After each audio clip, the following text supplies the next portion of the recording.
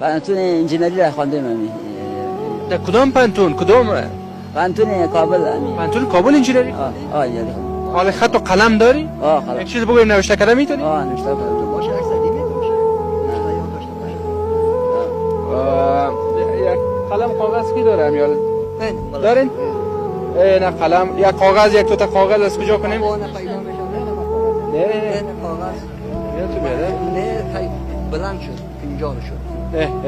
ما 50 رو ایره بگی سعی کاکام تشویقت میکنم. خب اینجا بیادر نوشته که این اوی طرف بیا اینجا بیا اینجا این جبانش یک جای اینجا نوشته که اینه صحیح است؟ نوشته که چی نوشته میکنی؟ هر کی مکتب رفت آدم میشود. هر کی مکتب رفت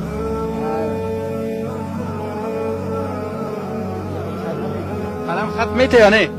قلم دارین؟ باشین دیگه قلم میتن. باشه قلم پیدا نمیشه. خفا نیستی. تو خفا نیستی. سیستم از بند شده. سیستمش بند شده. یک دانه سیستمش که بند نباشه کی داره قلم؟ دیدی پشت از یک چرخ نباشه.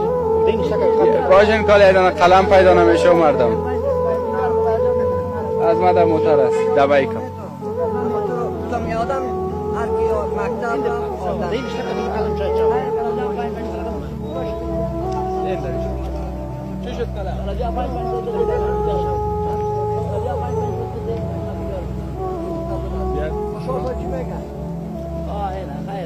او بدر قلم نیست. قلم هم با یاری میکنه قلم پیدا نمیشه. نمیشه از موتر بیارم قلم.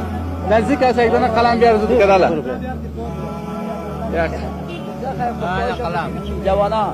یک جوانا بیکار هستن. میره مردم شهر که پانتونم خوانده مکتبم خوانده این میره برای کسی بگویم که میره شما برای سازمان ملل یا تو خودت خبرنگار هستی این صدای ما را برای بین الملل برسان. یک آدم درس خوانده مکتب خوانده پانتون خوانده ما بیکار است. ما بیکار هستیم اینمی صدای ما را بشنو برای ما یک کار بده دولت که ما ماش داشته باشیم تا ما روزگار ما خوب شود. این میره ما میخوایم که ما غم ما را بخوره دولت. نه امی کلگی پانتون والا است کلگی بیکار است. امی که ما شش خیز داریم بدلیا امی کلگی شکایت داره از بیکاری. همین کسایی که مواد کار میگیره دردشون همی است که بیکار است. کسایی که مواد چی میگیره اما دردش هم او بیشتر مظلوم هستن و هم چیز